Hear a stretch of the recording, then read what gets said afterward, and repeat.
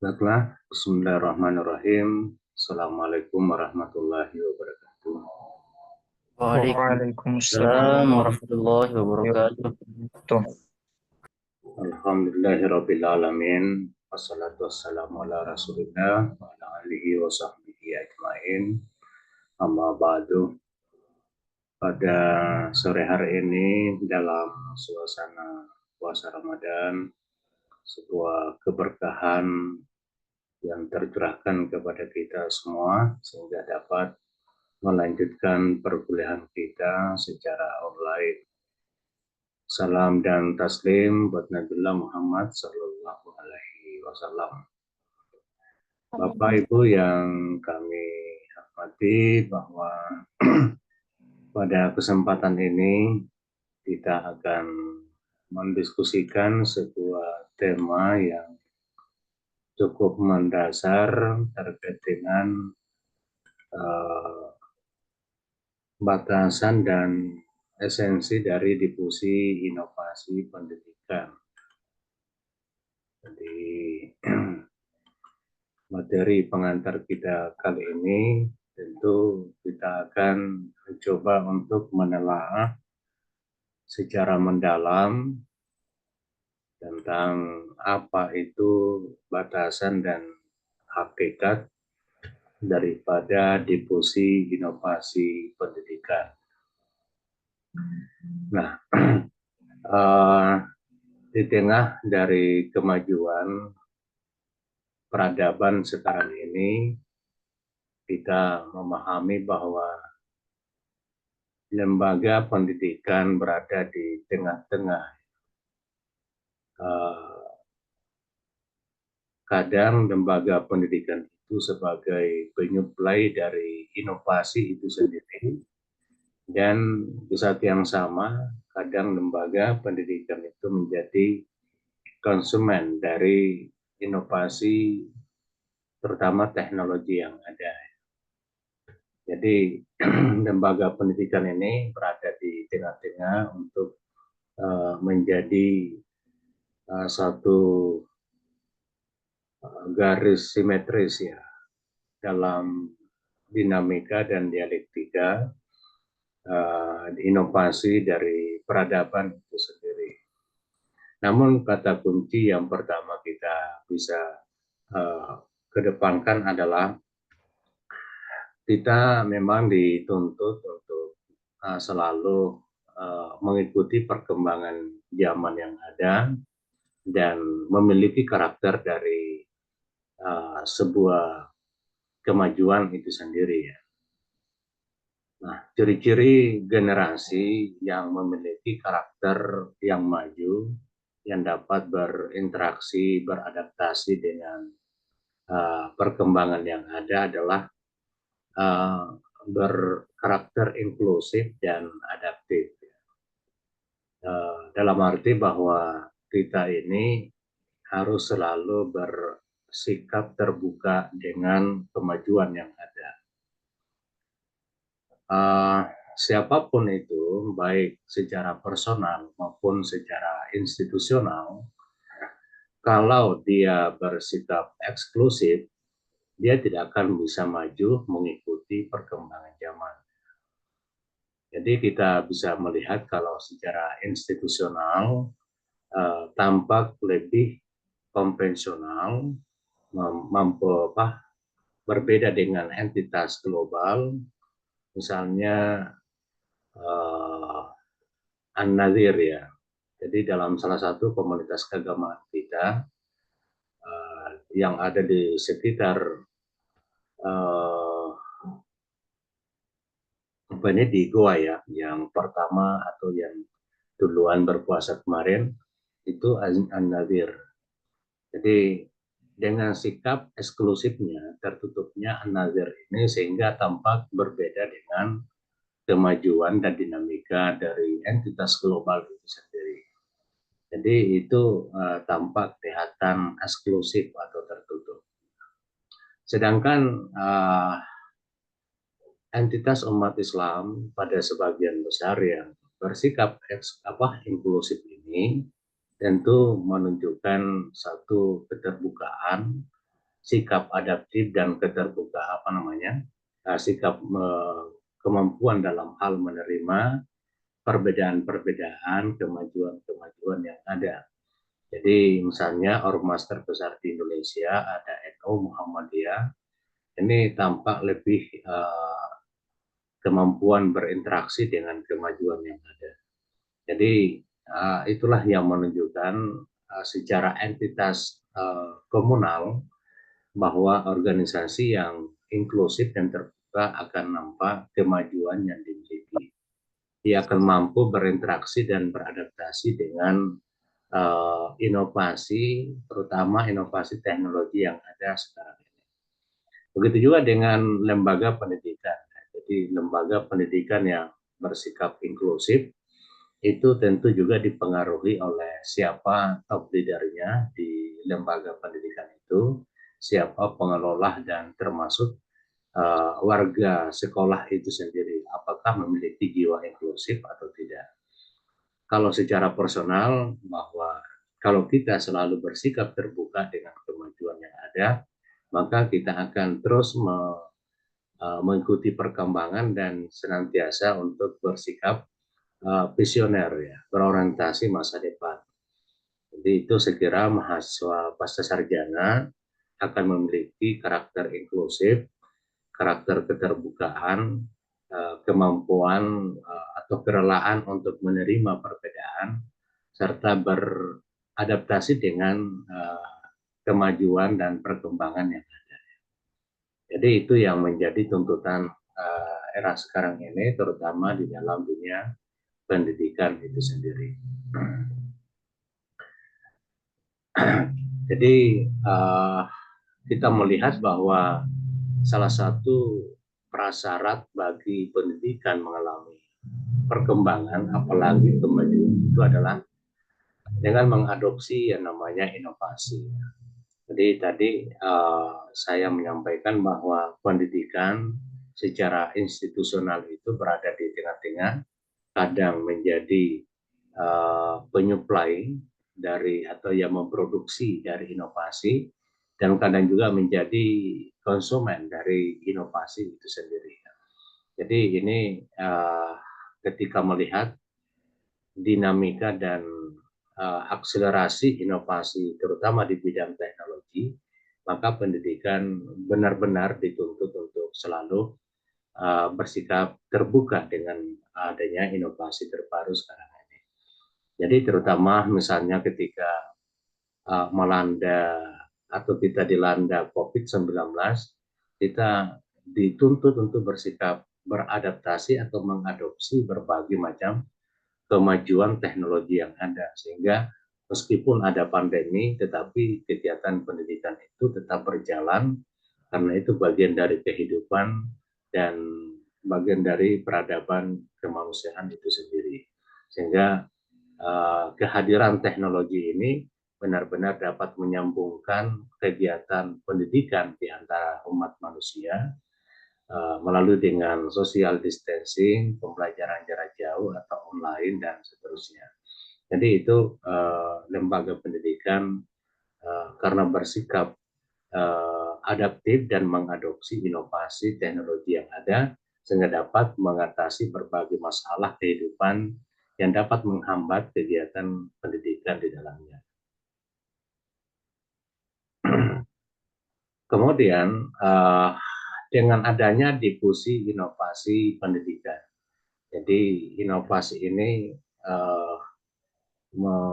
mengalami difusi atau ada distribusi dari berbagai temuan yang baru dalam konteks pendidikan, dan inilah yang mendorong terjadinya transformasi sistem pendidikan. Ya. Jadi misalnya di kampus kita ya awalnya itu sivitas akademika tidak merespon baik misalnya dengan adanya perubahan sistem dalam pembelajaran. Namun demikian karena terjadi difusi inovasi pendidikan terutama dalam konteks teknologi, maka itulah yang menjadi pendorong terjadinya transformasi sistem pendidikan yang tadinya dilakukan secara konvensional, kemudian beralih ke sistem yang bersifat digital itu sendiri. Jadi dengan adanya difusi ini atau distribusi gagasan baru, temuan baru atau produk baru dalam konteks pendidikan ini, maka akan mendorong terjadinya sebuah proses perubahan atau transformasi dalam sistem pendidikan itu sendiri. Nah, dengan demikian bahwa uh, hal yang menjadi sangat penting dalam dunia pendidikan adalah internalisasi dan sosialisasi inovasi itu sendiri.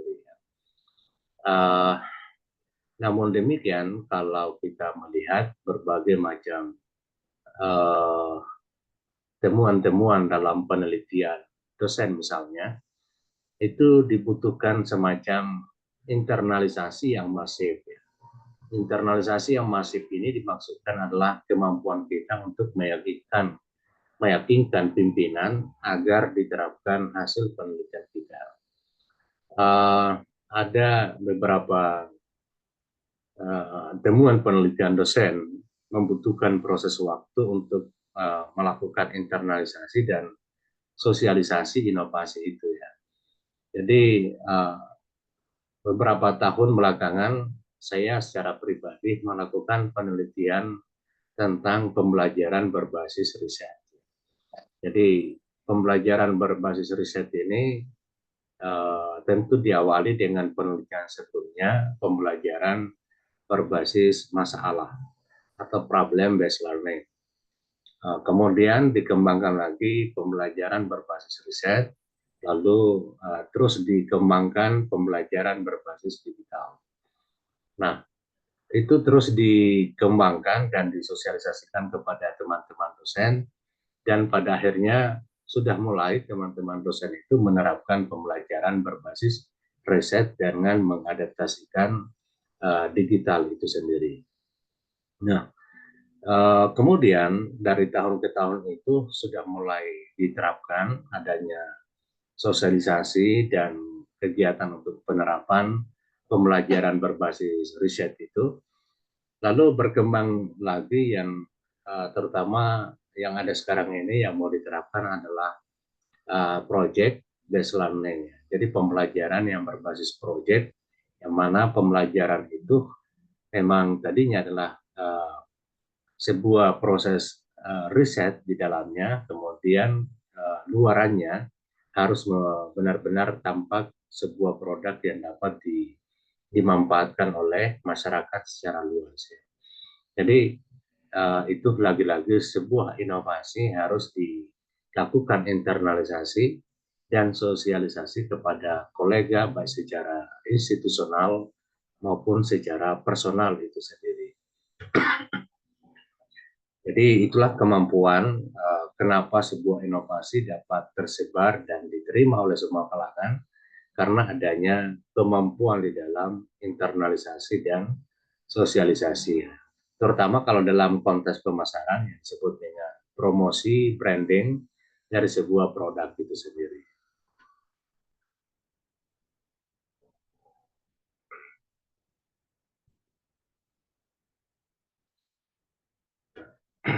Kalau kita melihat batasan daripada difusi inovasi itu sendiri, dapat kita melihat bahwa difusi inovasi pada prinsipnya adalah berbicara tentang saluran.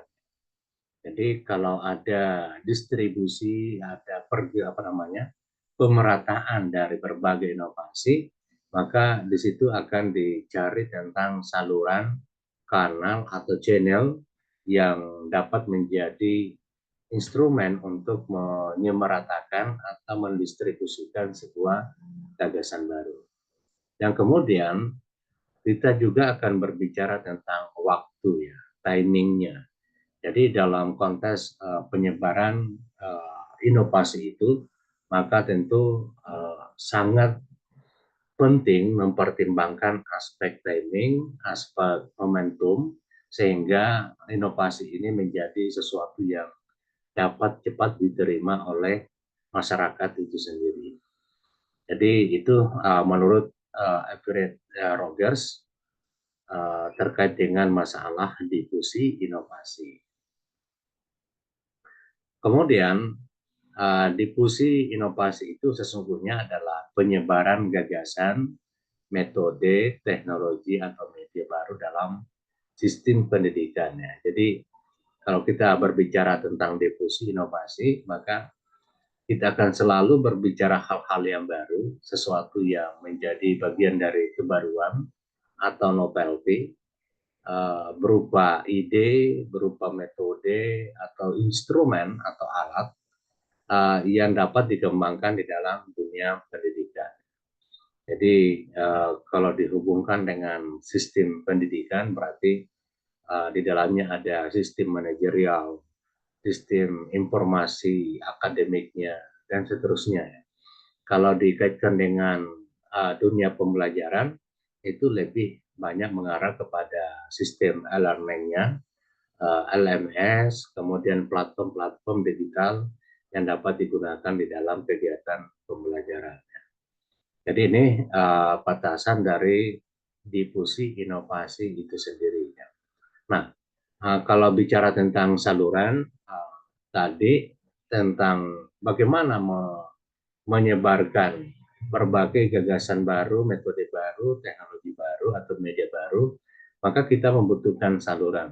Saluran yang pertama, terutama di perguruan tinggi itu adalah melalui dengan kebijakan atau keputusannya.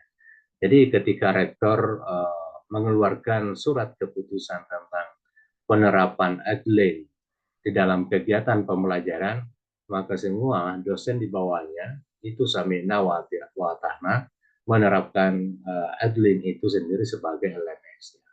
Jadi itu salah satu salurannya. Dalam arti melalui dengan surat keputusan, maka tentu bersikap instruksional atau memerintah kepada seluruh bawahan yang terkait, karena kekuatan dari surat keputusan ini sifatnya mengikat dan harus dijalankan. Kalau tidak dijalankan kan pasti ada sanksinya, sehingga sebuah difusi inovasi ini dapat bergerak dengan cepat itu sendiri. Kemudian momentumnya ya, surat keputusan itu keluar dengan melihat momentum di masa COVID-19 ya. Di saat yang sama tuntutan teknologi digital itu sendiri mendorong kita untuk segera di dalam memperbaharui sistem pendidikan dan pembelajaran kita di kampus. Jadi itu saluran dan waktu menjadi dua kriteria yang sangat menentukan keberhasilan di dalam sebuah difusi inovasi teknologi pendidikan.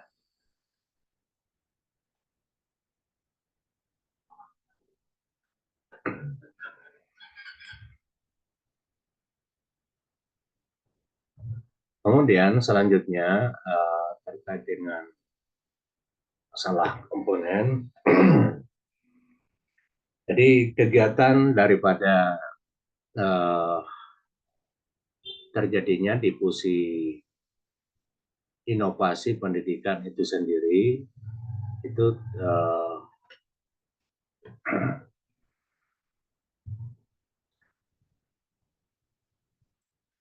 terjadinya proses sosial.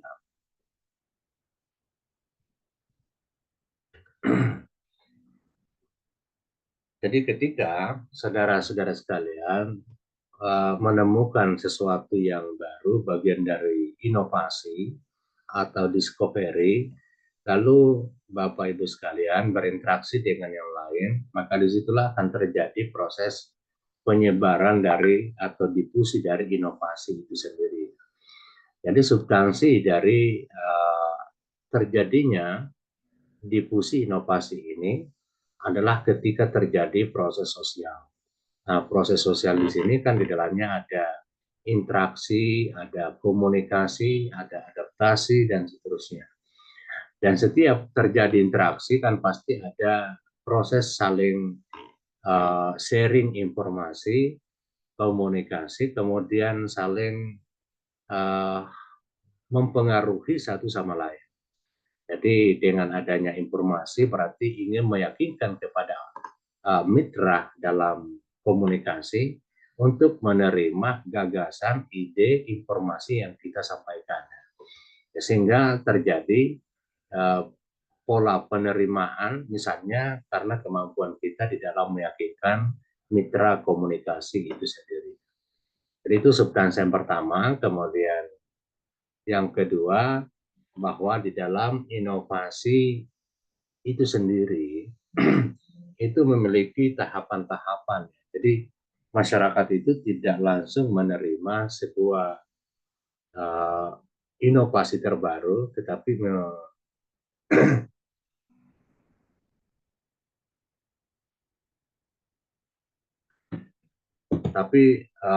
melalui dengan sebuah prosedur atau tahapan atau mekanisme yang ada. Jadi pertama adalah bahwa kalau kita secara personal menerima sesuatu yang baru sebagai sebuah difusi inovasi, yang pertama adalah ada pengetahuan yang kita miliki. Jadi misalnya di dalam teori sistem informasi manajemen atau SIM pendidikan, bahwa salah satu prasyarat penerapan SIM pendidikan di lembaga pendidikan atau di sekolah, madrasah, pesantren itu adalah adanya political will dari pimpinan sekolah atau madrasah. Jadi political will ini dalam arti ada kemauan, ada kemauan. Nah, kemauan itu berdasar dari adanya pengetahuan yang kuat, mendalam, dan meyakinkan tentang objek yang akan kita kembangkan itu. Jadi itu pengetahuan sangat menentukan karena dialah yang menjadi penyangga utama untuk melahirkan adanya political will pimpinan itu sendiri. Nah, misalnya di kampus kita di IAIN, kebetulan rektor yang lalu itu memiliki pengetahuan yang mendalam tentang teknologi informasi dan komunikasi. Jadi pertama adalah dosen teknologi pendidikan yang kemudian keahliannya itu adalah komunikasi, termasuk komunikasi pendidikan. Sehingga ketika ada inovasi yang terus berkembang, lalu dia tangkap dan dikembangkan, dia terima, dikembangkan di kampus kita. Jadi itu sesuatu yang menjadi prasyarat bahwa harus ada dulu pengetahuan yang ada. Jadi amat sulit mengembangkan inovasi teknologi terbaru dan terbarukan di lembaga pendidikan kalau top leader kita tidak memiliki pengetahuan yang mumpuni tentang teknologi yang baru itu sendiri. Kemudian yang kedua ya pertimbangan. Jadi pertimbangan di sini ada beberapa dimensi tentang pertimbangan sumber daya. Apakah itu sumber daya manusianya, sumber daya prasarananya, sumber daya budgetnya, dan seterusnya. Jadi itu pertimbangan-pertimbangan inovasi terbaru itu diterima, dikembangkan di lembaga pendidikan. Nah, itu tadi apakah didukung oleh sumber daya manusia. Jadi misalnya di sekolah ada yang memiliki pengetahuan tentang inovasi teknologi tersebut, jangan sampai tidak ada yang bisa merawat, mengembangkan, atau mengadaptasikan dalam sistem pendidikan. Kemudian sumber daya sarana dan prasarana, ya ini sarana pendukung. Jadi misalnya meskipun ada WiFi di sekolah, tetapi tidak ada sarana pendukung, misalnya tidak ada komputer di sekolah, hanya laptop yang ada, itu pun dimiliki oleh masing-masing guru, sehingga di dalam kegiatan pembelajaran pun tidak bisa diterapkan secara digital, karena tidak ada misalnya lab komputer yang ada di sekolah. Jadi ini juga sumber daya sarana menjadi bagian dari sebuah proses pertimbangan di dalam penerimaan inovasi teknologi pendidikan. Begitu juga dengan faktor keuangan ya. kemampuan budget sekolah di dalam membiayai, di dalam merawat, di dalam meningkatkan kualitas dari inovasi teknologi itu sendiri. Kemudian setelah melihat tentang uh, uh, kemampuan sumber daya dari sekolah itu sendiri, kemudian tingkat urgensinya, efisiensinya, maka diambillah keputusannya. Jadi kita akan menerapkan misalnya energi terbarukan. Kita akan menerapkan misalnya di kampus kita ini, para itu selalu menekankan kita akan menerapkan uh, sistem MOOC, ya, MOOC di dalam kampus kita di tahun 2025. Itu pengambilan keputusan atas pertimbangan-pertimbangan yang dilakukan sebelumnya yang dianggap sudah mapan sehingga tibalah waktunya mengambil keputusannya. Atau yang mau diterapkan juga di tahun 2025 itu adalah PJBL, ya, penerapan PJBL, Project Based Learning.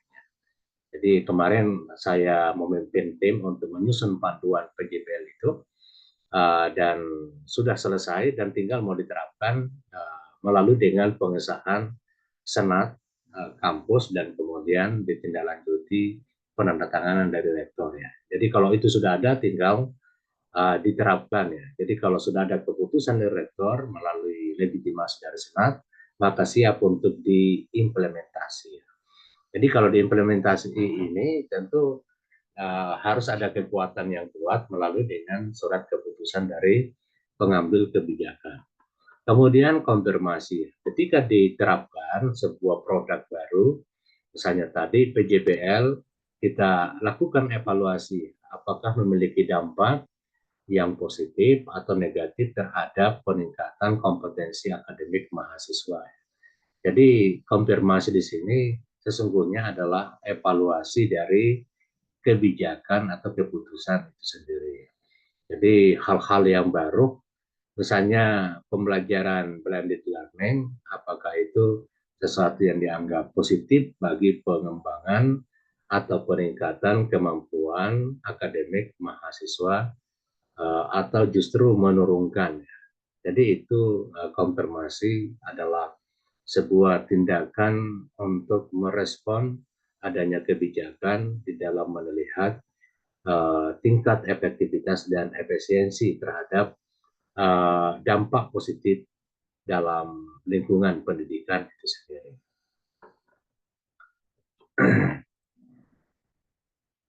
Kemudian di dalam konteks difusi inovasi, ya tentu kita membutuhkan yang namanya agen, ya, agen perubahan atau public figure.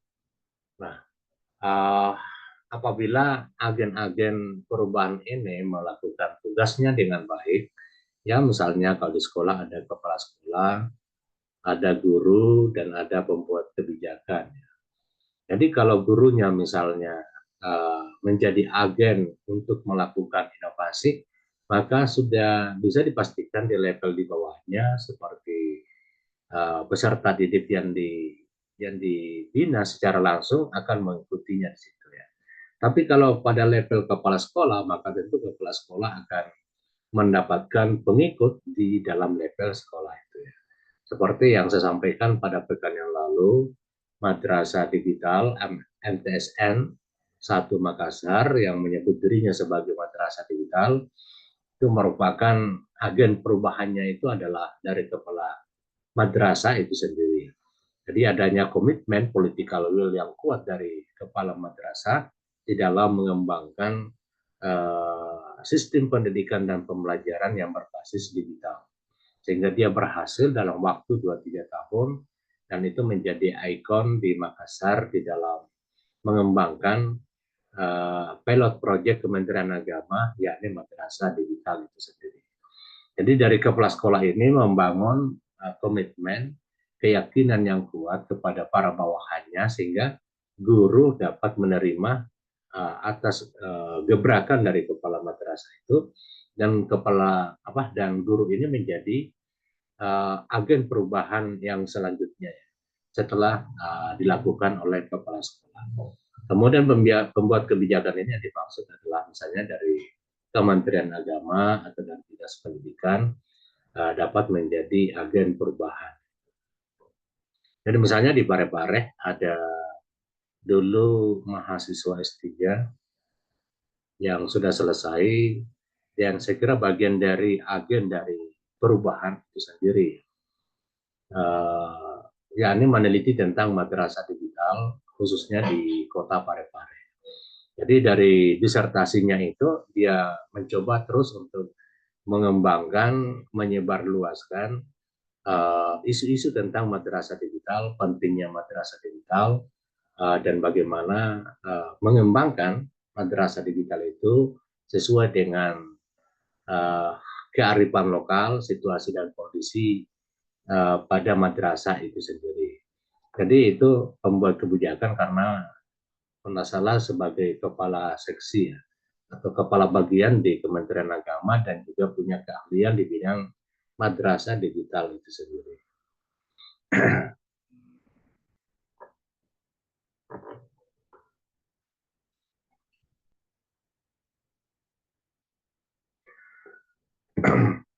Mungkin sebelum kita lanjut, Bapak Ibu ada yang perlu disampaikan terkait dengan materi kita.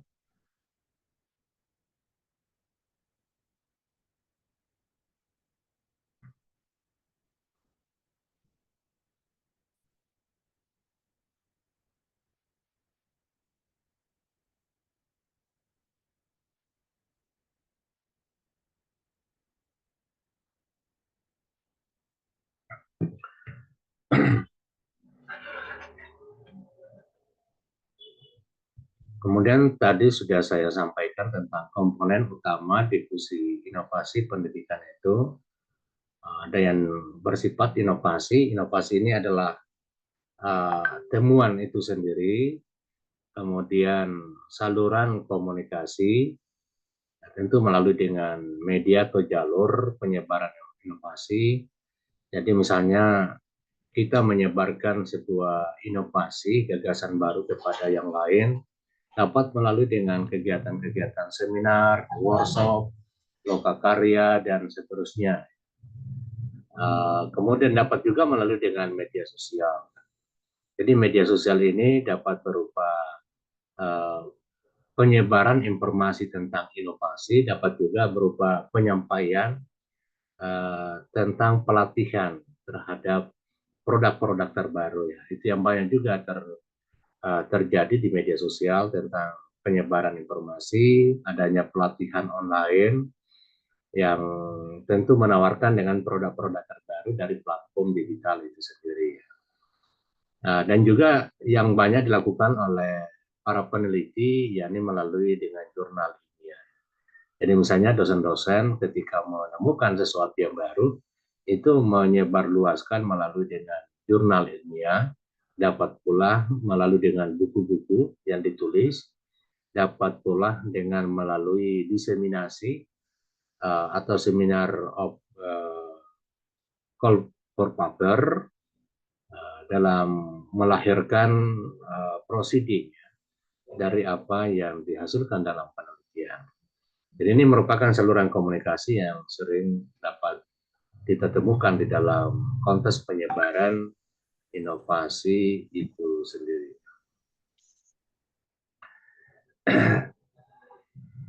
Kemudian sistem sosial ya. Jadi kalau sistem sosial ini kita melihat momentum di mana inovasi itu dapat diperkenalkan secara efektif ya. Jadi segmentasi dari inovasi dapat diperkenalkan dengan baik. Ya tentu yang namanya inovasi itu adalah temuan baru. Temuan baru ini sifatnya menggugat hal-hal yang sudah lama ya. Menggugat hal-hal yang sudah lama, menggugat hal-hal yang dianggap sudah mapan, dan melahirkan hal yang baru yang tentu berdampak kepada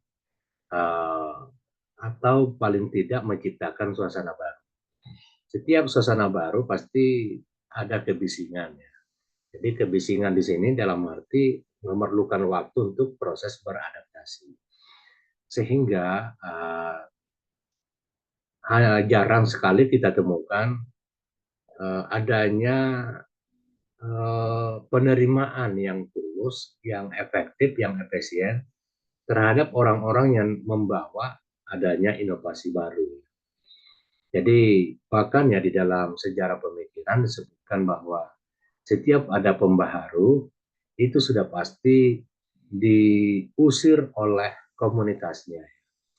Sudah pasti ada reaksi penolakan dari masyarakat sehingga terjadi gejolak. Gitu ya. Jadi kenapa pembaharu ini selalu mendapatkan sikap antipati dan penolakan dari masyarakat?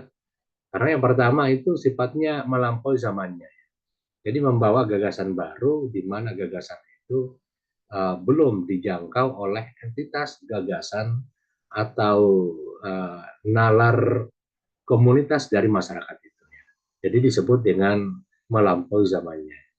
Kemudian yang kedua, dampak dari kebaharuan yang dibawa oleh pembaharu itu adalah selalu menciptakan kebisingan.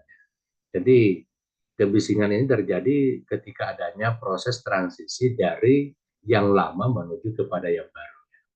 Jadi itu biasanya punya dampak sosial, adanya kritik tajam terhadap attitude, sikap, nilai, macam-macam. Jadi itu uh, membuat bahwa untuk bisa efektif dari adanya inovasi ini, maka perlu kita melihat segmen apa yang paling cocok. Dari segmen yang tadi disebutkan berpikiran inklusif, ya, terbuka dan adaptif, dan selalu berinteraksi dengan kemajuan adalah tentu di lembaga pendidikan itu sendiri. Jadi lembaga pendidikan seperti sekolah, universitas, dan juga adalah ormas, organisasi masyarakat yang sudah modern, kemudian masyarakat yang lain yang ada di perkotaan, ya, berbeda dengan masyarakat pedesaan, dan uh, di segmen-segmen tertentu ya. Jadi misalnya masyarakat yang inklusif ini yang sudah dipastikan ada di sekolah, di masyarakat, perkotaan, di ormas yang modern, kemudian di universitas. Nah, disinilah merupakan interaksi atau internalisasi yang efektif tentang inovasi itu sendiri. Jadi wajarlah kalau misalnya di perguruan tinggi itu cepat mengalami perubahan dinamika yang ada karena selalu bersikap terbuka dengan produk-produk terbaru. Jadi misalnya kita di perguruan tinggi ini sudah hampir kadang dalam satu semester itu menguji cobakan berbagai macam produk pembelajaran. Jadi belum sempat diterapkan yang satu, datang lagi yang baru, artinya yang baru lagi diuji cobakan. Jadi selalu terganti produk baru itu, meskipun produk lama belum sempat untuk diterapkan. Itu saking cepatnya terjadi difusi inovasi itu sendiri ya. Jadi kira ini komponen utama dalam difusi inovasi pendidikan. Kemudian faktor yang mempengaruhi difusi inovasi pendidikan. Jadi ketika ada semacam penyebaran ya, gagasan baru, temuan baru, ini ada hal-hal yang menjadi tantangan. Yang pertama itu adalah keunggulan relatif. Jadi keunggulan relatif ini seberapa jauh inovasi baru ini dipandang lebih baik daripada metode sebelumnya. Jadi misalnya dulu ketika olah data kuantitatif, jadi olah data kuantitatif di waktu kami di S2 misalnya, itu memperkenalkan dua pendekatan sekaligus. Jadi pertama pendekatan manual dengan menggunakan kalkulator, kemudian yang kedua pendekatan sedikit lebih digital dengan menggunakan aplikasi. Nah, kenapa pada waktu itu begitu cepat menerima inovasi baru? Karena ketika olah data kuantitatif secara manual itu dilakukan sampai satu bulan setengah. satu soal itu diselesaikan dapat dikerja dengan baik itu kurang lebih 1,5 bulan. Namun demikian, ketika penggunaan produk terbaru pada waktu itu, ya, misalnya aplikasi SPSS, pada waktu itu versi 11 ya, 9 kalau nggak salah. Ternyata ketika digunakan rumus itu di input datanya, itu paling lama 15 menit sudah selesai. Jadi ini maksudnya bahwa terjadi difusi inovasi itu yang efektif di dunia pendidikan apabila ada disparitas yang jauh perbandingannya dari metode lama ke metode yang baru. Jadi metode baru ini justru memberikan sebuah keuntungan, efisiensi dan efektivitas yang sangat tinggi dibanding dengan metode yang lama, sehingga kebaruan ini begitu cepat diterima oleh masyarakat terutama di dunia akademik. Begitu juga dengan produk-produk yang lain ya, misalnya kita di dunia pembelajaran menggunakan e-learning atau website pembelajarannya. Tadinya kita kalau ke tempat kerja mau mengajar, di tas itu penuh dengan buku-buku yang akhirnya kita hanya dapat ke sekolah dengan membawa laptop saja. Atau ya misalnya sekarang hanya membawa handphone Android saja kalau mau mengajar. Karena apa ya? Karena semuanya tersimpan secara paperless di dalam website kita ya. Jadi itu lebih menjanjikan ya, sehingga inovasi terbaru ini menawarkan hal-hal yang sangat baik, yang positif, yang dapat menguntungkan, dapat bekerja secara efektif dan efisien. Jadi itulah menjadi bagian dari dorongan kenapa difusi inovasi itu dapat berjalan dengan baik, karena hal yang baru ini dapat menawarkan yang lebih tinggi, lebih maksimal dibanding dengan produk lama itu sendiri.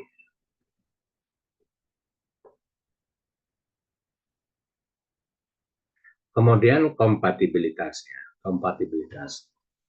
Uh, kompatibilitas ini ketika kebaruan itu senantiasa relevan dengan budaya atau nilai-nilai yang ada. Uh, Revolusi industri 4.0 itu biasa disebut dengan era disruption. Ya. Jadi era disruption itu artinya era gangguan. Jadi benar-benar mengganggu dari tatanan sosial yang sudah mapan. Kehadiran revolusi industri 4.0 ini, tatanan kehidupan sosial yang sudah mapan, yang sudah berjalan dengan baik selama ini, itu datang dengan mengganggu ya. Jadi mengganggu dan bahkan merusak tatanan nilai itu sendiri. Jadi misalnya adanya tradisi membaca ya. Jadi tradisi membaca di perpustakaan, lembaga pendidikan berbondong-bondong untuk memperbaiki perpustakaannya agar supaya masyarakat, mahasiswa, peserta didik memiliki minat yang tinggi dalam berkunjung ke perpustakaan. Nah, ketika perpustakaan sudah jadi, sudah lengkap katalognya, kemudian diharapkan masyarakat dapat berkunjung ke perpustakaan itu. Namun demikian ternyata muncul platform baru ya, dengan adanya perpustakaan online dan membuat mahasiswa tidak berkunjung lagi ke perpustakaan offline. Nah, ini terjadi pergeseran yang luar biasa. Jadi tadinya dia harus mendatangi ke perpustakaan offline, mencari buku sebanyak-banyaknya, meminjam buku, mengembalikan buku yang ada, sehingga bergesernya ke perpustakaan digital yang dapat di-download, referensi, dan tidak pernah lagi berinteraksi dengan pegawai perpustakaan yang ada. Jadi itu memutuskan silaturahmi dan membawa kita ke dunia keterasingan. Keterasingan tetapi bekerja dengan mandiri. Jadi wajarlah kalau misalnya masyarakat didik kita, terutama masyarakat Bugis di Sulawesi, itu secara budaya lambat prosesnya untuk beradaptasi karena begitu banyak tatanan nilai yang yang diganggu ya, hal-hal yang sudah berjalan mapan, sudah nyaman, ternyata datang diganggu sehingga dapat merusak ya attitude atau value itu sendiri, dan itu menjadi ancaman buat generasi di masa depan.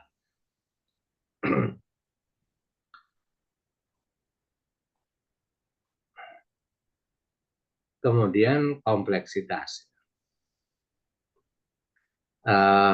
Ya tentu di sini dimaklumi bahwa sebuah inovasi akan diterima dengan baik oleh masyarakat itu sangat dipengaruhi oleh tingkat fleksibilitasnya, kepraktisannya. Jadi tidak terlalu rumit untuk dilakukan. Jadi misalnya ya secara personal, kadangkala kita misalnya pertimbangan membeli HP Samsung karena dianggap Samsung ini paling praktis di dalam menjalankannya ya, mengoperasikannya dibanding dengan HP yang lain. Jadi itu salah satu pertimbangan melihat dari dimensi kepraktisan sehingga kita cepat menerima sebuah inovasi baru. Memang di dalam pertimbangan riset itu, misalnya desain dan pengembangan media pembelajaran, itu memang salah satu yang diuji itu adalah kepraktisannya. Jadi misalnya media pembelajaran yang ada kita teliti, kita kembangkan dalam model R&D misalnya, salah satu yang diuji nanti itu adalah media itu seberapa jauh tingkat kepraktisannya ketika diterapkan di dalam kelas. Jadi ini menjadi syarat penerimaan masyarakat, terutama bagi guru, peserta didik di dalam mengadopsi inovasi itu sendiri ya. Ini tentang kompleksitas. Saya pernah membandingkan misalnya repositori kita di kampus di Yayan Parepare dengan repositori di kampus lain. Jadi saya menemukan ya repositori atau aplikasi repositori di kampus lain itu sangat sulit dan rumit. Saking rumitnya itu sehingga mahasiswa, dosen itu tidak bisa menginput sendiri masuk karyanya di repositori itu. Jadi dia hanya meminta bantuan kepada admin untuk diinputkan.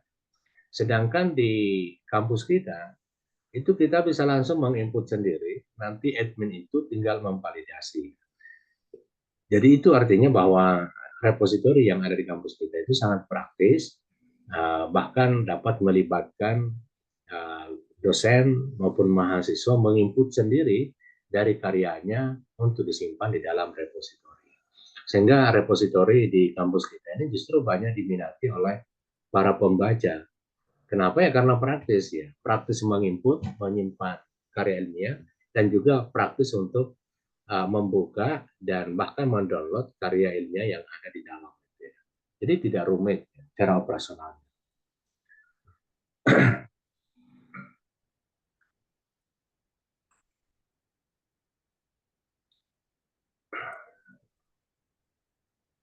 Kemudian dapat diuji ya, ada trialability. Jadi kemampuan di dalam menguji apakah sebuah produk itu dapat diuji coba ya. Jadi di sini misalnya kita melakukan eksperimen. Jadi tadi pagi ada seniornya yang mau menyusun proposal penelitian, ada produk baru katanya ya.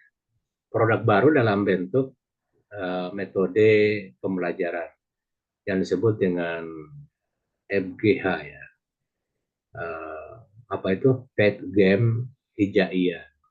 Jadi sebuah metode memperkenalkan tentang bentuk game permainan huruf hijaiyah ya. Nah itu katanya sebuah produk baru atau inovasi baru. Nah untuk bisa menerapkan FGH ini, maka perlu adanya suatu uji eksperimen. Kita ujikan dulu apakah di level sekolah ini dapat berjalan efektif, terutama di jenjang SMP. Jadi itu nanti menjadi syarat. Ini maksudnya bahwa inovasi dapat diadopsi oleh masyarakat apabila inovasi itu dapat diuji coba. Kita coba dulu. Nah, ini juga bagian dari bentuk promosi atau strategi pemasaran jika ada branding baru ya. Jadi misalnya ada produk baru, ada pupuk ya.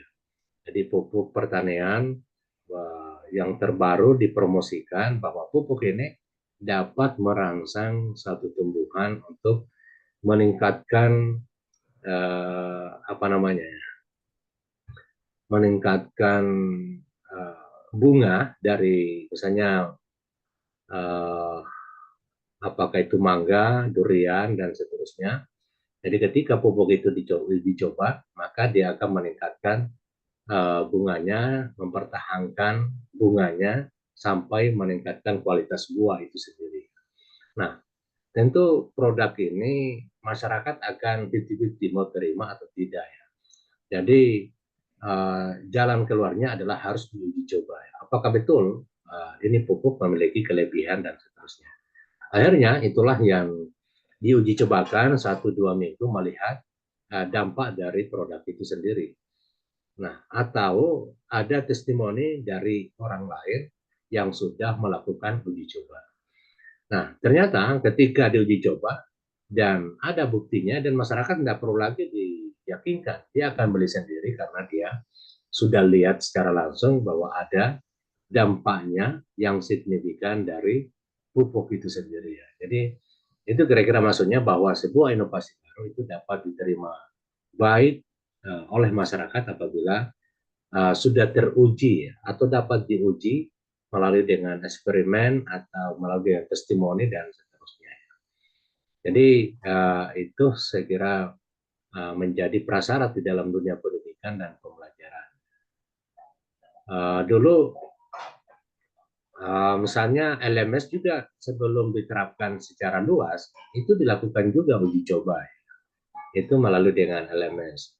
Kemudian penerapan ujian akhir semester secara paperless juga melalui uji coba sebelum diputuskan secara legal tentang UAS secara online atau melalui dengan paperless itu sendiri. Jadi semuanya melalui dengan uji coba, ketika dianggap efektif maka itu akan di apa namanya diterapkan secara berkelanjutan. Sekarang ini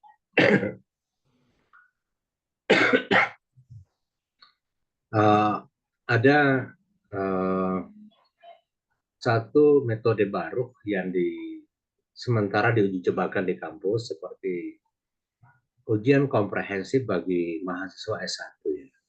Jadi yang selama ini ujian komprehensif ada yang tertulis, ada yang wawancara langsung ya, atau interview. Kemudian Pak Rektor menginstruksikan supaya melakukan uji coba dulu pergantian atau pergeseran sistem ujian komprehensif itu ya. Dari tertulis interview menuju ke sistem komputer ya. Jadi komputer ini yang akan mengambil alih sistem ujian komprehensif itu. Jadi beberapa tahun ini belakangan dilakukan uji coba apakah efektif atau tidak ya. Kemudian banyak dosen senior yang menyoroti, mengkritisi, wah ini tidak efektif. Tolong dikembalikan saja ke fakultasnya masing-masing, jangan sistem apa namanya, sistem komputer ya. Jadi misalnya di dalam ujian kompren itu harus mereview kemampuan mahasiswa di bidang baca tulis Al-Quran. Nah, itu tidak bisa melalui dengan berbasis komputer katanya ya. Kemudian ada review tentang kemampuan di dalam mengambil keputusan.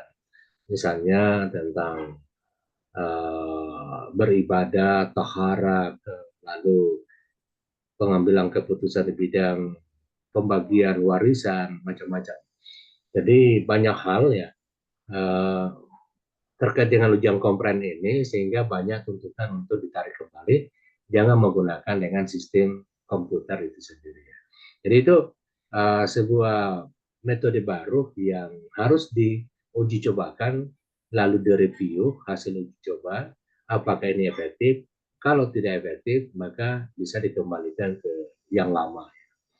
Jadi itulah kira-kira maksud dari trialability, sebuah produk inovasi akan diterapkan jika sebelumnya dapat diuji dan menunjukkan hasil yang berdampak signifikan itu sendiri.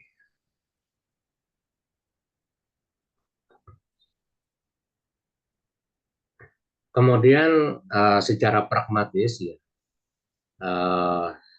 sebuah inovasi baru dapat diterima dengan baik oleh masyarakat ketika bersifat observability ya. Nah, jadi dapat dilihat secara langsung dampak dari adanya produk baru itu sendiri ya. Apa ya, misalnya dalam konteks pembelajaran banyak yang menggunakan misalnya assessment tools. Jadi penggunaan platform di dalam penilaian. Jadi misalnya ketika dilakukan evaluasi di dalam konteks esai atau multiple choice dengan di apa namanya dibatasi dengan waktu, misalnya ada 50 soal atau 20 soal, dan setiap soal dijawab dalam waktu 1 menit misalnya. Dan hasilnya dapat kita langsung ketahui dengan aplikasi itu, sehingga ketika dilakukan evaluasi benar-benar dosen misalnya dapat mengetahui secara cepat, secara langsung dan objektif kemampuan di dalam apa namanya perkembangan belajar beserta didik itu sendiri. Jadi yang terpenting itu adalah objektifnya ya. Jadi tidak mungkin ada waktu untuk apa namanya menyontek, membuka catatan, membuka Google, karena sangat didesak oleh waktu yang ada ya. Jadi kalau lama memikirkan dia akan tertinggal, sedangkan soal masih banyak yang harus dijawab itu sendiri. Jadi itu kelihatannya ini sangat signifikan ya, dapat diamati secara langsung dan bermanfaat secara langsung bagi peserta didik dan juga kepada guru. Jadi kita langsung dapat mengetahui kemampuan belajarnya peserta didik melalui dengan misalnya assessment tools yang ada. Namun demikian ketika dilihat secara jauh bahwa ternyata tidak semua anak-anak memiliki jiwa yang sama di dalam menghadapi evaluasi yang bersifat komputer itu sendiri ya. Jadi CAT misalnya ini bagi peserta didik yang tidak terbiasa dengan tergesa-gesa atau dalam kondisi terdesak, maka dia akan mengalami dekonsentrasi ya, buyar konsentrasinya di dalam menjawab soal-soal yang disediakan. Jadi itu tidak semua peserta didik memiliki kemapanan mentalitas itu sendiri dalam menghadapi CAT. Di situ kelemahannya juga. Namun demikian, masyarakat itu sifatnya pragmatis, ya. Dia akan melihat apa yang dia apa namanya pahami tentang dampak dari sebuah produk itu. Ketika dianggap cocok, maka dia akan ikuti, dia akan adopsi, dia akan kembangkan di dalam kegiatan pendidikan dan pembelajaran.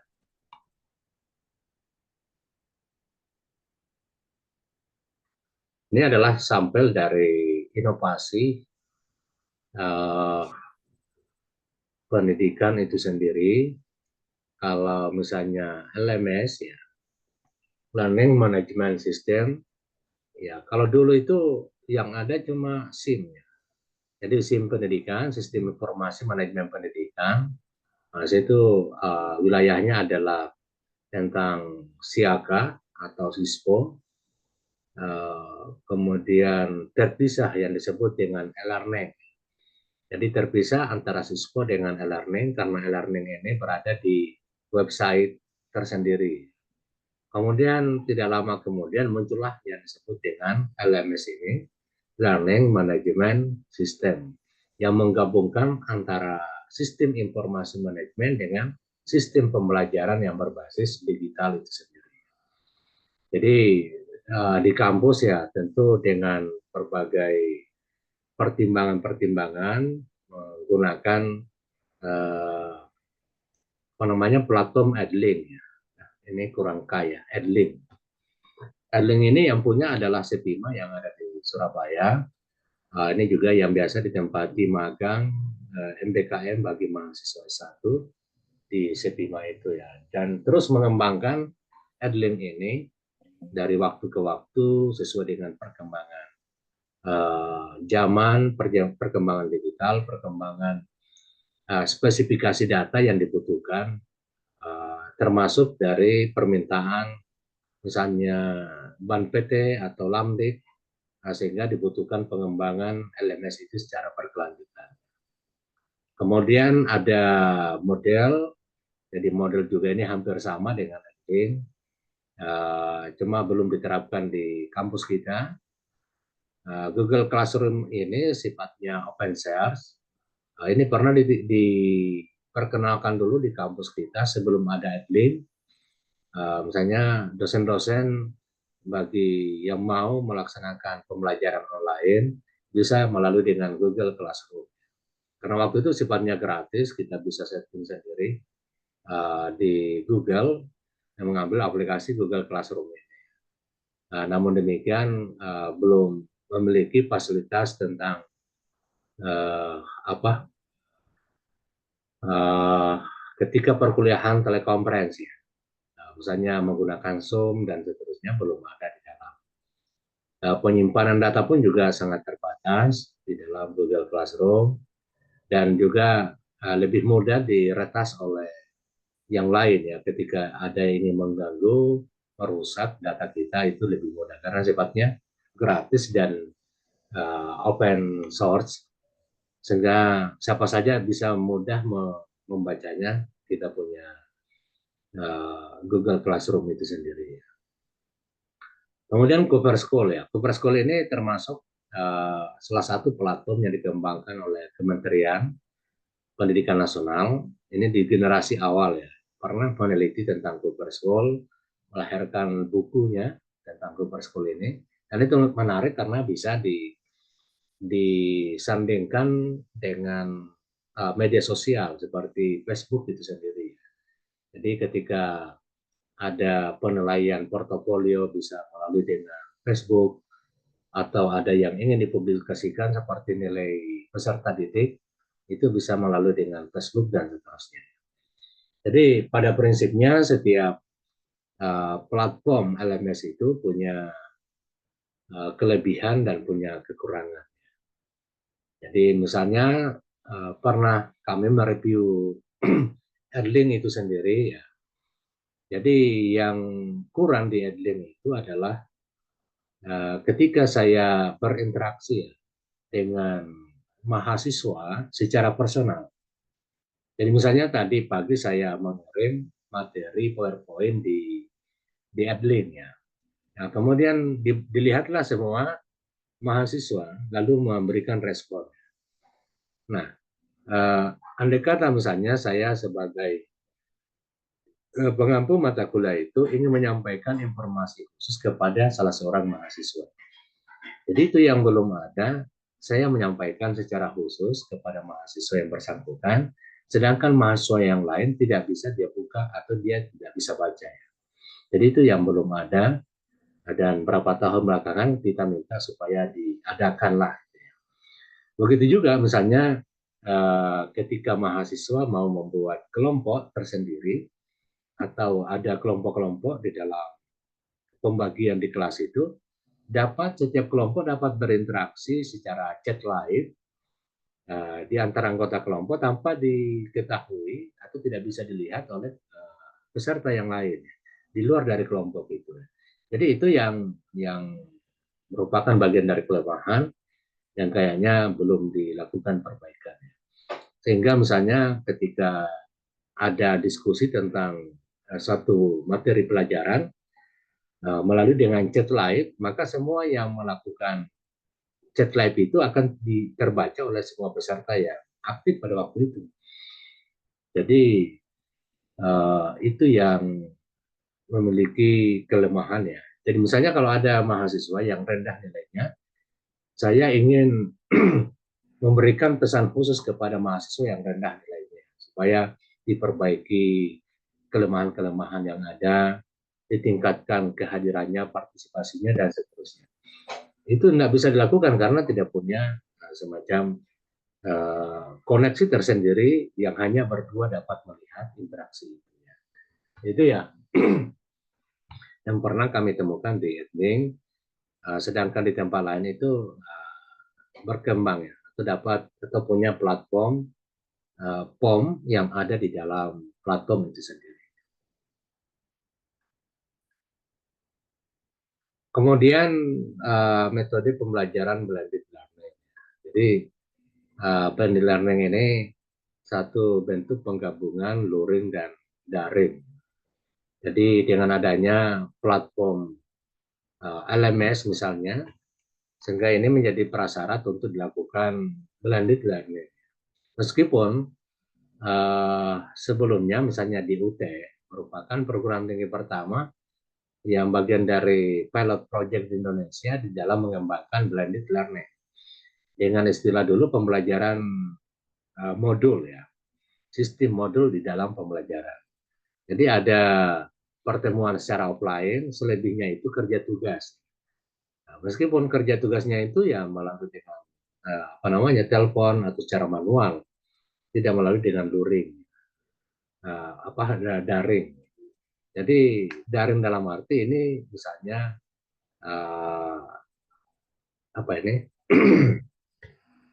pembelajaran yang menggunakan platform yang dapat dilakukan secara langsung maupun secara tidak langsung.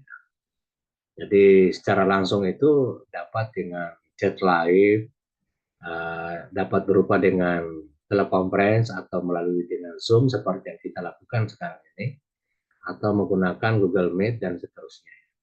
Kemudian pembelajaran yang tidak langsung tetapi dalam jaringan itu adalah melalui dengan pembelajaran misalnya saya mengirim video pembelajaran, kemudian saya berikan instruksi di bawahnya, silakan ditonton video ini, lalu berikan summary dari pembacaan dari video itu sendiri. Jadi boleh jadi saya mengirim sekarang video, peserta didik baru dia lihat dari malamnya, dan baru kerja tugasnya. Itu artinya bahwa itu tidak live ya, tidak secara langsung. Tapi terjadi interaksi kapan saja dan di mana saja ketika informasi itu baru dilihat. Jadi itu blended learning. Nah, kenapa mesti ada luringnya di samping ada daring? Jadi pernah kami melakukan penelitian terutama di SD. Jadi pada waktu itu kami meneliti di pendidikan agama Islam di sekolah dasar ada 4 pemetaan tujuan pembelajarannya. Ada pengembangan kompetensi spiritual, kompetensi sosial, kompetensi pengetahuan, dan kompetensi keterampilan. Ketika kami telah dengan baik, kemudian mendiskusikan dengan para informan, bahwa ternyata di dalam kesimpulan itu menunjukkan bahwa pembelajaran blended learning, kalau secara daring dalam jaringan ini, itu dapat terkoneksi baik ketika yang dikembangkan adalah kompetensi pengetahuan dan kompetensi psikomotorik. Nah, kalau kompetensi spiritual dan kompetensi sosial yang mau dikembangkan, maka itu seharusnya dilakukan secara luring atau secara offline di dalam kelas itu sendiri. Jadi karena di lembaga pendidikan itu pemetaan tentang orientasi atau tujuan pembelajaran itu ada pengetahuan, keterampilan spiritual dan sosial, Maka untuk memaksimalkan ini maka perlu dilakukan pembelajaran blended learning itu sendiri ya. Jadi blended learning ini sesungguhnya untuk menyambut di dalam peningkatan kompetensi peserta didik yang tadi itu, yang 4 tadi itu.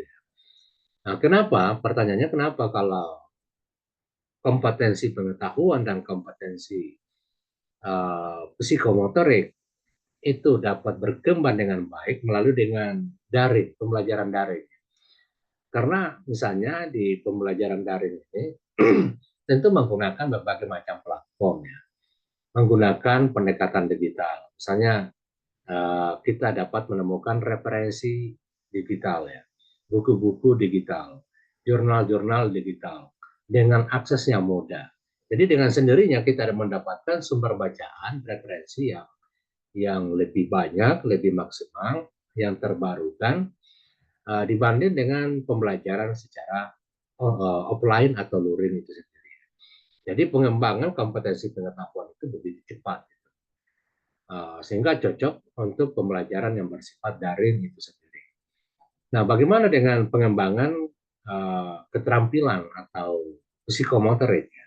Nah, tentu di sini untuk mendapatkan referensi yang baik, maka kita bisa membuka di link YouTube misalnya video-video yang ada, misalnya cara mempraktekkan sholat yang baik dan benar. Jadi itu sangat lengkap di YouTube misalnya. Sedangkan kalau guru yang menjelaskan itu di dalam ruangan kelas yang banyak pesertanya, itu kadang-kadang hanya 1-2 orang yang bisa konsentrasi, atau hanya paling tidak 10 menit bisa konsentrasi di dalam mengikuti pembelajaran, sehingga kebanyakan yang gagal daripada yang berhasil. Jadi ini dilihat bahwa akses untuk melihat referensi di dalam pengembangan keterampilan itu sendiri itu lebih didukung atau lebih mudah ditingkatkan melalui dengan pembelajaran yang bersifat daring. Meskipun ada hal-hal tertentu di dalam pengembangan keterampilan atau vokasional itu sendiri yang tidak bisa melalui dengan online, harus secara offline. Nah, itu yang biasa dilakukan oleh kedokteran ya. Jadi dulu ketika pandemi COVID melanda, maka salah satunya fakultas yang tidak boleh perkuliahan online itu adalah kedokteran. Jadi jangan sampai misalnya sarjana kedokteran perkuliahannya semua online, itu sangat berbahaya ya. Sangat berbahaya karena tentu harus dengan berbagai macam praktek, dan setiap situasi misalnya menghadapi pasien yang sakit, misalnya sakit asam lambung ya. Jadi ternyata berkembang terus adanya asam lambung, apakah faktornya cuma tidak teratur jadwal makan, atau karena beban pikiran, atau karena makanan tertentu, dan seterusnya. Jadi itu dia akan dapat melihat secara langsung, secara nyata, yang tidak boleh secara online. Karena banyak sekali varian penyebab suatu penyakit yang tergantung kepada sebab-sebab yang ditimbulkan dari orang yang bersangkutan itu ya. Dan itu perlu pembuktian secara langsung. Jadi saya ingat kemarin itu bahwa satunya fakultas yang tidak boleh online itu adalah kedokteran itu sendiri.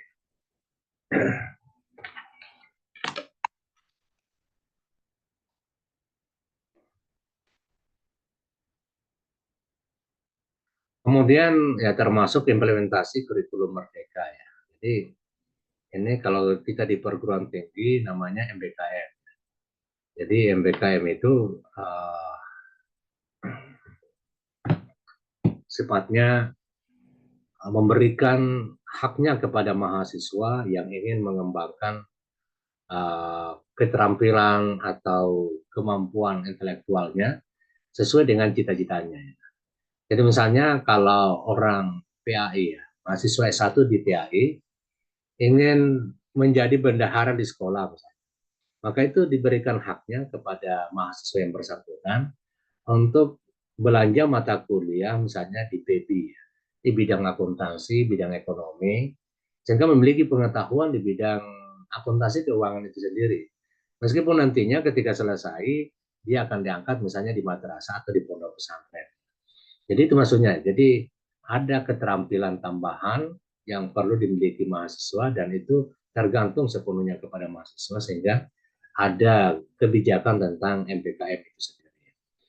Jadi kemarin mahasiswa di MPI misalnya setelah mengikuti perkuliahan teori ada permintaan dari Sepima yang punya Edlin itu sendiri di Surabaya dan dites secara nasional. Ada mahasiswa kita di sini dari PB 2 orang, dari Tarbiyah 2 orang, jadi ada 4 orang waktu itu yang lolos masuk seleksi dan itu ternyata digaji dalam tiap bulan. Jadi selama 1 semester di sana belajar dan juga digaji oleh Sepima itu sendiri. Sehingga dia pulang memiliki pengetahuan dan keterampilan yang lebih segera yang sesuai dengan kekinian dan bahkan ada yang ditawari untuk kembali ke sana bekerja setelah sarjana.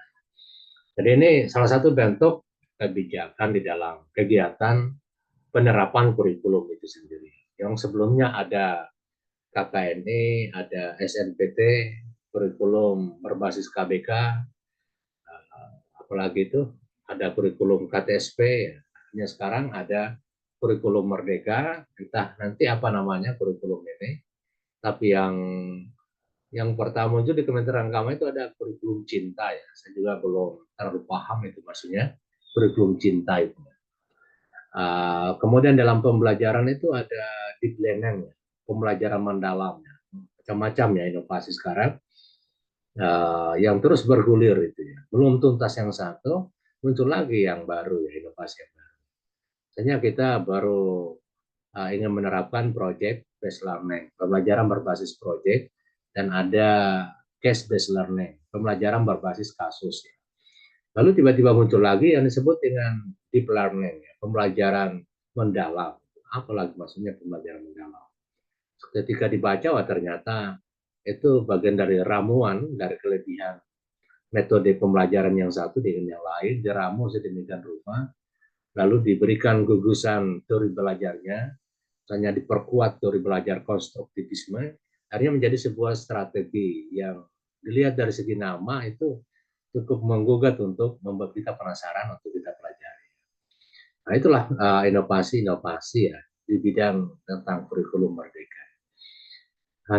Namun sayangnya bahwa kebijakan atau pengembangan itu sendiri seringkali mengalami perubahan apabila terjadi secara politik ya, terjadi perubahan rezim itu sendiri. Jadi kadangkala rezim itu melihat tergantung tren dan kepentingannya. Jadi kadangkala tidak sejalan dengan tuntutan masing-masing di perguruan tinggi. Dan ini juga dapat kita lihat salah satu kegagalan di lembaga pendidikan itu ketika diterapkan KTSP, kurikulum tingkat satuan pendidikan. Itu dulu KTSP, setelah KBK masuk KTSP, kemudian masuk ke K12 ya, K13.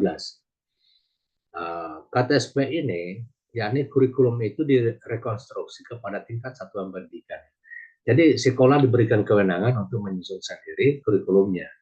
Jadi ada garis besarnya dari nasional, dari pusat, kemudian ada wilayah yang harus dibenahi, disempurnakan oleh pihak sekolah itu sendiri.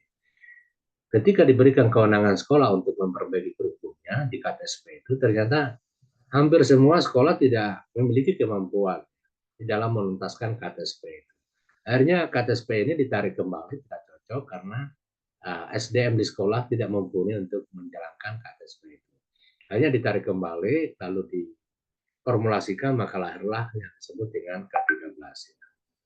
Jadi beda kalau di perguruan tinggi, ya perguruan tinggi itu benar-benar mandiri, memiliki kemerdekaan, kebebasan di dalam menyusun sendiri kurikulumnya.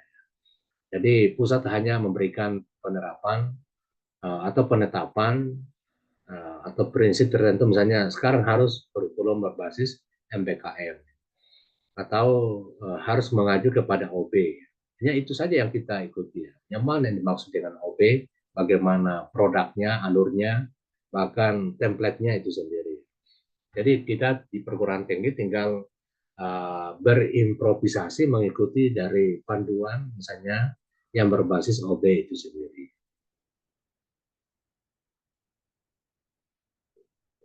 Kemudian inovasi yang sangat-sangat banyak sekarang ini melimpah ruah dalam dunia pendidikan adalah AI itu sendiri ya, artificial intelligence.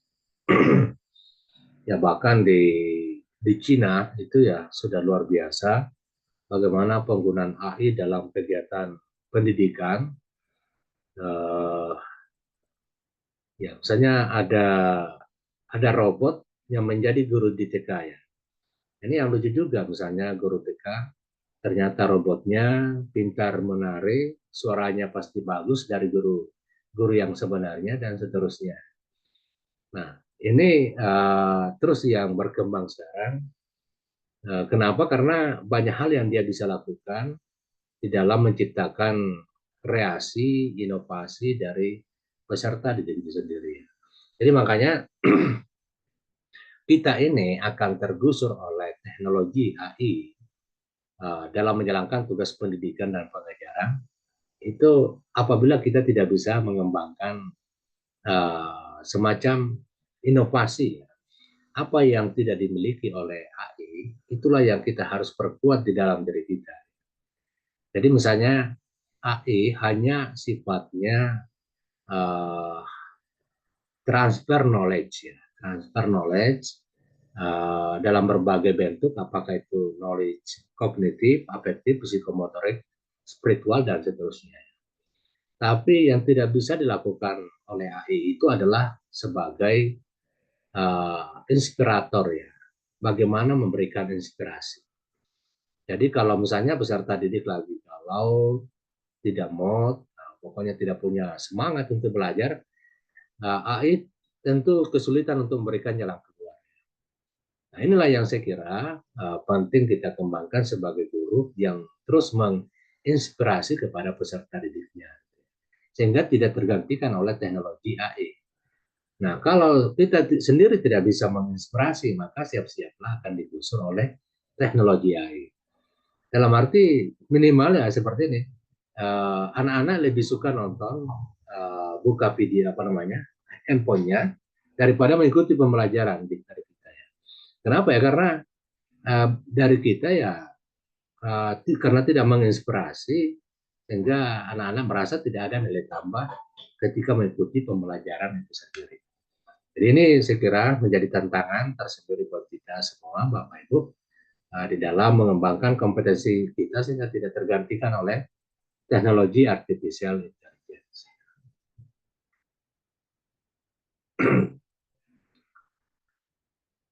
Kemudian tantangan di dalam difusi inovasi ya. Dan saya kira semua kebaruan, semua teknologi terbaru, metode terbaru, gagasan terbaru itu akan mengalami kendala di masyarakat. Itu apakah diterima atau ditolak ya tergantung resistensinya atas perubahan itu sendiri ya. Jadi resistensi ini adalah tingkat penerimaan. Jadi kalau masyarakat bersiap untuk menerima maka akan terjadi difusi inovasi.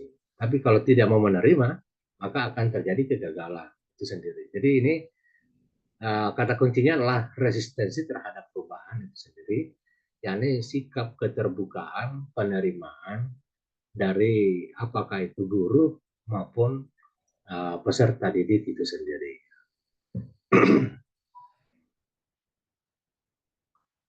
Nah, tadi juga saya sudah singgung tentang keterbatasan infrastruktur dan sumber daya. Ini dapat berdampak kepada sikap penerimaan terhadap difusi inovasi teknologi pendidikan. Jadi misalnya untuk apa kita apa namanya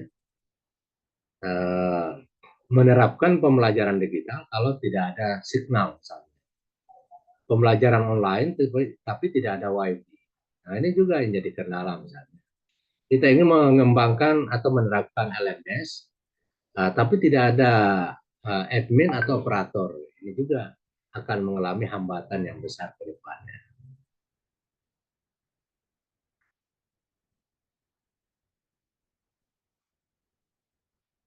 Kemudian kurangnya pelatihan dan sosialisasi. Jadi ini tantangan misalnya di dalam, saya di kampus kita dulu ini dosen-dosen ya betul-betul bervarian ya, karena banyak dosen senior ini yang berat memahami inovasi terbaru sehingga membutuhkan pelatihannya. Ada pelatihan secara berkelompok dan ada pelatihan dalam bentuk privat ya.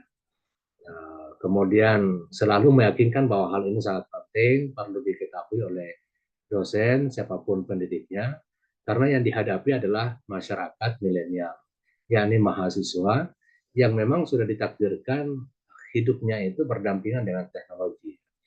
Jadi supaya pembelajaran itu menarik, maka dosennya tanpa melihat berapapun usianya, dia dituntut harus ya beradaptasi dengan teknologi terbaru. Jadi itulah sehingga dosen dengan terpaksa banyak mengikuti pelatihan. Kemudian perbedaan akses dan kesiapan teknologi antar daerah ya. Misalnya ya tentu dalam penerapan pembelajaran digital ini berbeda pare-pare dengan Pintrang dengan kelompok lain misalnya di Mamasa. Ya misalnya kemarin ada mahasiswa kita di Pasca mengajar di sekitar Mamasa, Mambi, itu ya ketika mau kuliah online terpaksa dia tinggalkan tempat kerjanya itu kurang lebih katanya 1-2 kilo ya, atau pergi ke ibu kota kecamatan untuk mencari signal itu. Jadi ini menjadi sebuah disparitas ya, sebuah perbedaan yang sangat mencolok karena perbedaan akses dan kesiapan teknologi itu sendiri di setiap daerah. Kerah demikian Bapak Ibu sekalian dari materi yang kami sampaikan. Mungkin ada hal yang perlu didiskusikan, disilakan Bapak Ibu sebelum kita istirahat. Bisa sedikit, Pak Dokter. Ya, silakan Bapak Ibu. Baik, terima kasih atas kesempatan yang telah diberikan. Tadi mendengar penjelasan dari Bapak mengenai difusi inovasi teknologi pendidikan. Yang saya tarik di sana, apakah mengenai difusi dan inovasi itu selalu tentang kemajuan teknologi? Bagaimana jika misalkan yang sempat Bapak bahas kemarin di pertemuan pertama itu negara Finlandia yang kembali ke kertas seperti pembelajaran manual pada biasanya. Semisal di suatu waktu akan kembali ke ke pembelajaran seperti biasanya atau tradisional. Apakah itu juga masuk dalam difusi inovasi teknologi pendidikan? Mungkin itu saja, Pak. Terima kasih. Saya kembali. Ya, terima kasih ya dari Bu Andi Tendri ya. Jadi itu menarik ya terkait dengan difusi inovasi. Jadi di Finlandia kasusnya itu kembali ke kontes manual karena ada inovasi ya, temuan baru. Jadi itu bukan meninggalkan teknologi, tetapi mengadopsi metode lama di samping jalan teknologi terbarukan atau teknologi digital sendiri. Jadi misalnya sistem pembelajaran yang selama ini serba digital, pembelajaran online, paperless dan seterusnya. Namun demikian ya kita mengadopsi hal yang lama, tetap jalan yang baru itu sifatnya elaborasi. Jadi elaborasi ini bagian dari inovasi. Kenapa dilakukan inovasi? Karena ada beberapa value, nilai yang hilang yang selama ini tidak lagi muncul berkembang melalui dengan teknologi digital. Ya, misalnya nilai-nilai sosial, nilai-nilai kepedulian, karena semuanya serba digital. Tapi ketika kembali ini, bagaimana dengan mengadopsi pembelajaran manual di tengah-tengah pembelajaran digital, supaya ada nilai yang lama hilang ini seperti kepedulian, nilai sosial, gotong royong, kepekaan, dan seterusnya, itu kembali muncul. Sehingga itu yang terus dilakukan kembali oleh Finlandia. Jadi bukan menghilangkan apa teknologi yang termutakhirkan, tetapi ketika misalnya ya dia sudah melangkah maju ke depan, oh ternyata ada yang dia lupa di belakangnya. Jadi dia kembali ambil itu yang dia lupa untuk terus dikembangkan dan tetap jalan ini yang sudah terlanjur ya. Jadi sama halnya itu di madrasah digital di Makassar ya. Seharusnya dia pembelajaran online, tapi dia tetap melaksanakan pembelajaran offline. Jadi ketika pembelajaran offline itu dilaksanakan, tetapi mengambilnya materi itu, bahan itu di dalam digital. Jadi padahal hal itu bisa dilakukan di rumah atau di mana saja atau kapan saja. Jadi itu sifatnya bagian dari inovasi. Atau kalau di dalam konteks pemikiran di Indonesia ada yang disebut misalnya pemikiran Gus Dur atau pemikiran Cak Nur, mengatakan mengambil yang terbaru dengan mempertahankan yang lama. Jadi mempertahankan yang lama itu yang bersifat tradisional, yang bersifat klasik, tetapi bersikap selalu di saat yang sama bersikap terbuka terhadap modernitas itu sendiri. Jadi ya wajar kalau misalnya di Indonesia ada pakaian sarungan tradisional, tapi jalan-jalan di perkotaan. Itu artinya mengadopsi atau mengelaborasi antara yang klasik dengan yang modern. Hidup di perkotaan dengan penampilan yang tradisional. Jadi ya kurang lebih seperti itu penggambarannya. Dan itu bagian dari inovasi. Bukan kembali ke klasik ya, dengan meninggalkan yang sudah teknologi terbarukan dan kembali ke tradisional. Tidak ya. Justru yang tercecer ketika masuk ke dunia digital, dia ambil kembali yang tercecer itu dan mengelaborasikan. Ternyata itulah yang dia temukan bahwa kembali melakukan pendekatan tradisional di dalam kegiatan pembelajaran itu akan menumbuhkan nilai-nilai ya, termasuk keterampilan mendasar di dalam peserta didik itu ya, seperti menulis, membaca ya, kemudian keterampilan yang lainnya seperti menghitung, membagi dan lain itu. Ya. Sekarang itu komentar saya, Ibu Andi.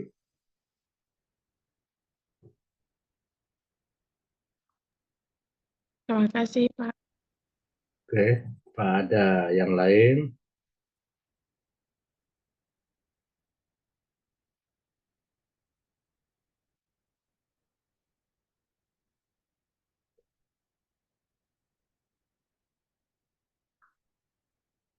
Ya. Pokoknya sudah 5:30 ya. Kira Bapak Ibu sekalian sudah dekat jadwal buka puasa. Ibu-ibu yang tentu punya kewajiban harus standby segera. Siapa yang tidak hadir, Bapak Ibu?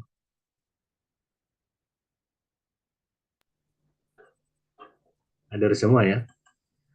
Hadir semua Pak ya. Oke ya. Baiklah Bapak Ibu sekalian, terima kasih atas partisipasinya hari ini. Insya Allah dengan segala ikhtiarnya dan niatnya bagian dari ibadah di sisi Allah Subhanahu wa Ta'ala. Dan permohonan maaf jika ada hal yang kurang berkenan, dan marilah kita menutup kegiatan kita di sore hari ini dengan bersama-sama baca kalimat hamdalah. Alhamdulillah. Assalamualaikum warahmatullahi wabarakatuh. Waalaikumsalam warahmatullahi wabarakatuh. Terima kasih ya Bapak Ibu.